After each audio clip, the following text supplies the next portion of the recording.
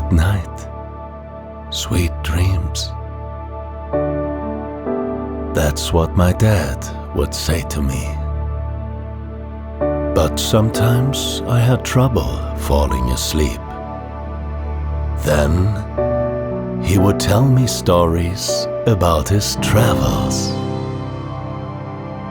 I want this tradition to live on. So now, let me share my stories with you.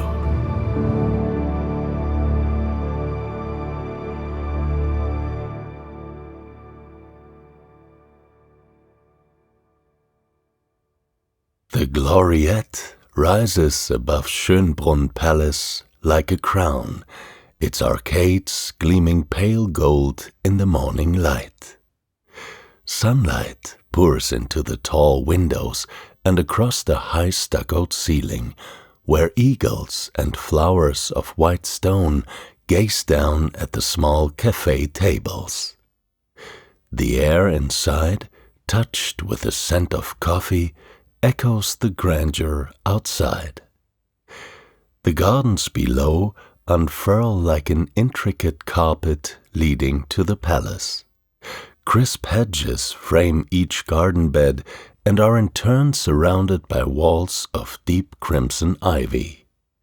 Beyond them, chestnut and beech trees glow amber and gold, their colors echoing the honey-yellow facade of the palace itself.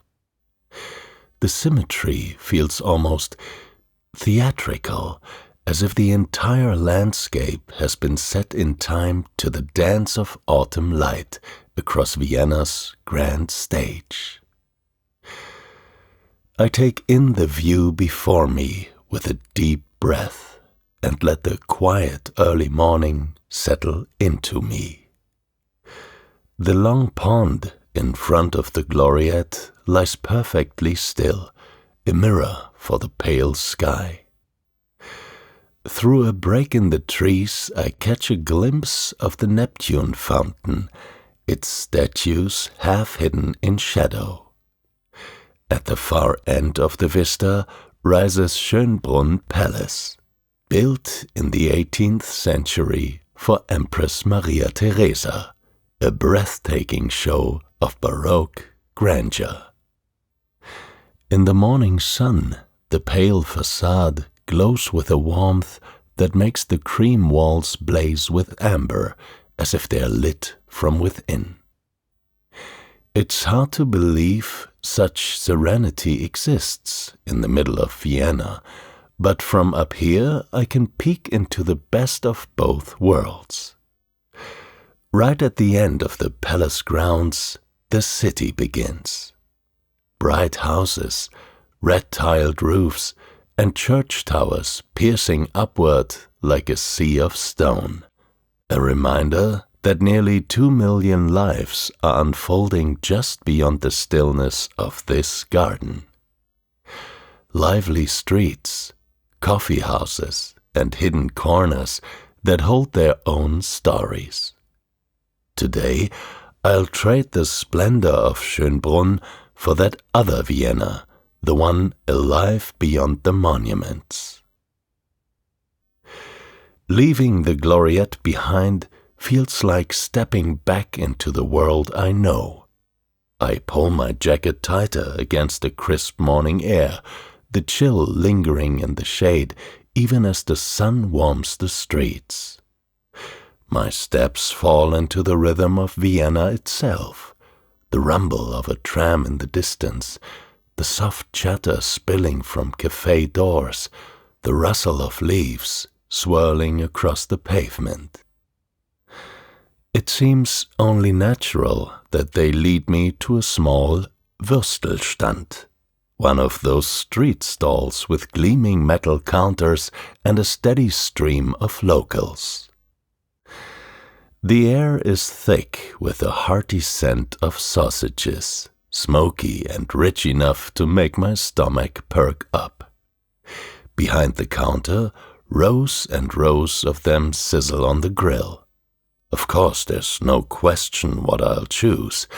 A Käsekreiner, with its promise of molten cheese hidden inside.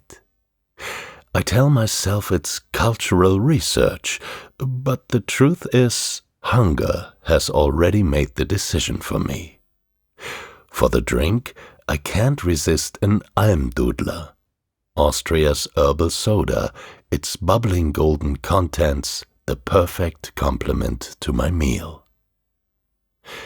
The warmth of the paper-wrapped sausage seeps into my fingers, welcome against the cool breeze that still drifts between the buildings. I alternate between bites of the smoky, cheesy sausage and sips of the sweet herbal drink. The combination is as delicious as I'd hoped, hearty and playful at once. As I stand at the counter with my meal, I let my eyes wander over the street around me. Old facades with carved cornices, wrought iron balconies, and the occasional Art Nouveau swirl above a doorway. Shop windows display piles of fresh rolls and croissants, their aroma spilling onto the street whenever someone opens the door. Couples linger over small cafe tables, the clink of cups mixing with the hum of passing trams. People hurry by with newspapers tucked under their arms or pause in animated conversation, their hands moving almost as much as their voices. Scarves and coats are shrugged off and draped across chairbacks, as if even the chill is part of the ritual of the season. Here, in the middle of the city, it's easy to forget the palace gardens behind me. The grandeur gives way to something more ordinary, yet no less fascinating to me. I find a bench nearby and sit down to rest my legs ahead of my journey further into the city. The wooden slats are still cool from the night, but the low sun reaches across them slowly, warming my back. Vienna rewards even a pause. The street before me is alive with its own rhythm. Friends strolling by arm in arm, chatting animatedly. A dog owner impatiently tugging at the leash of his huge Saint Bernard, who remains completely unfazed. A couple pauses to peer at their phones, looking a little lost. One of them points down the street, and with a laugh they set off again, hand in hand. For a moment, I'm completely immersed in the lives of the people around me. This is something that happens to me a lot in unfamiliar cities. When I look at brightly lit apartments, or even just at a burgundy corduroy jacket hanging over a cafe chair, I'm overcome by the desire to escape into this other life, this other apartment, this other jacket. The owner of the corduroy jacket is an elderly gentleman with a white beard, sitting in front of the cafe across the street, a newspaper spread between his weathered hands. He has the sharp, thoughtful air of a retired professor, the kind of man who seems to carry an entire library in his mind. I find myself imagining what it would be like to trade stories with him, to hear the way he's seen the world, and in turn to offer the small truths I've gathered in my life. For a moment, it feels as if our lives run in quiet parallel, two strangers sharing the same morning, each engaged in our own chapter. Around us, the breeze scatters a few fallen leaves across the pavement, small reminders of time passing in its own rhythm. With a touch of reluctance, I imagine nodding goodbye to my neighbor, but I have to catch the tram if I want to reach the Albertina. The old red and white car rattles into view, and soon I'm swaying gently with its motion, watching the city slip by outside the windows. Even here, Vienna feels like a waltz. Across the aisle sits a woman in a long wool coat, her scarf tied neatly as if she were stepping straight from a ballroom rehearsal. She reads with the serene grace of someone who knows the tempo of her own life and keeps to it.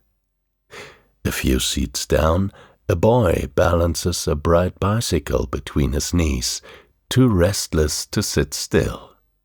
He taps his foot against the floor in quick bursts, the energy of his own rhythm spilling into the carriage. I smile, feeling myself part of the same dance, each of us moving in step with the city, carried along by the tram's steady motion. By the afternoon, the tram sets me down at the Albertina, where the old palace halls gleam with light. The rooms feel impossibly high, their white walls washed in brightness, footsteps softened by polished oak floors. The hush of the museum settles over me like a second skin. I've barely walked into the exhibition when I stop before a small sketch by Maria Lasnik. A simple sheet of paper, its edges still ragged from the sketchbook it was torn from. It pulls me in. At the center, a face rises from a watercolor sea, aquamarine and lilac, with green waves and coral undertones, colors both delicate and uneasy.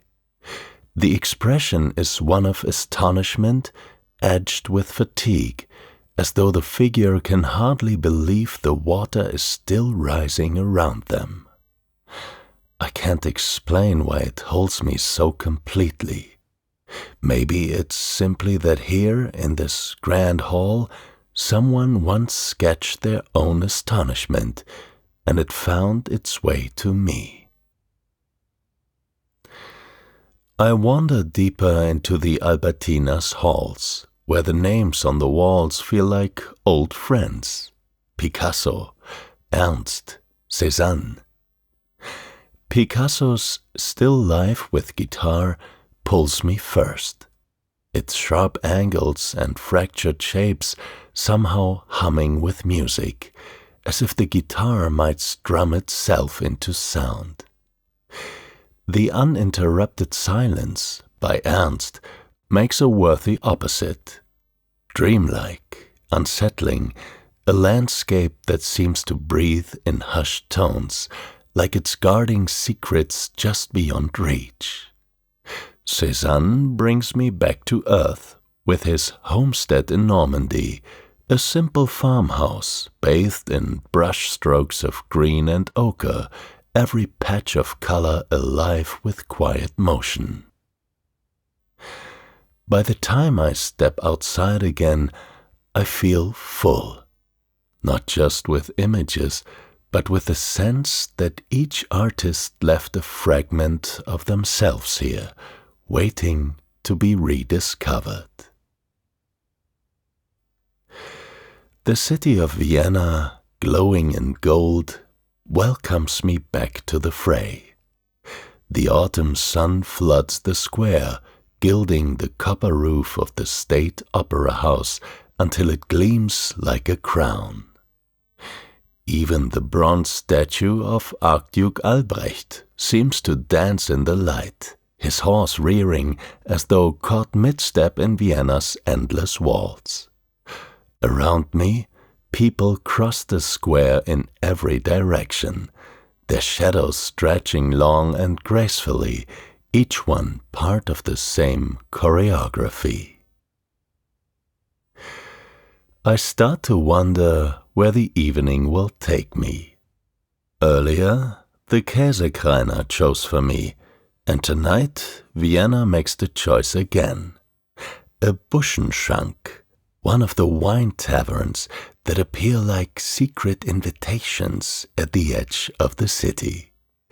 That's the thing about these taverns. They are only open when the winemakers decide, signaled by a simple bundle of brushwood hung above the gate. Ausgesteckt, as they say in Vienna. No glossy neon signs, no menu boards, just the confidence that you'll come in, drink a new wine, and let the evening carry you. Dining tables are scattered loosely in the sun-drenched garden behind the tavern, and I choose one beneath a walnut tree where the shade falls soft across the wood. My palm rests on the tabletop, still warm, as if it has soaked up 100 late summers. A breeze drifts in from the vines, carrying the dry sweet scent of leaves and earth. I pause, let it settle into me, watching hammocks strung between the trees sway to and fro. Rich yellow bales of straw beneath the trees, each with a cozy blanket to invite you to sit, tempt me, but first I'll simply enjoy the wine. This is what I love about autumn, the way even the air feels like it's winding down. The vines are quiet now, the city far behind me, and the sunlight on my skin has the kind of heat that's soothing instead of pressing. For a moment, I sit still, the hush of the season slipping into my thoughts until they feel clear and unhurried. My farmhouse bread comes with 3 spreads, each carrying herbal notes to my mouth. One sharp with wild garlic, another bright with parsley, the last earthy with chives. To match them, I've ordered a chilled white wine. I lift the glass, and sunlight scatters into it, throwing pale rings across the table. Beads of condensation gather on the curve, and I trace them absently with my thumb as I look into the vines.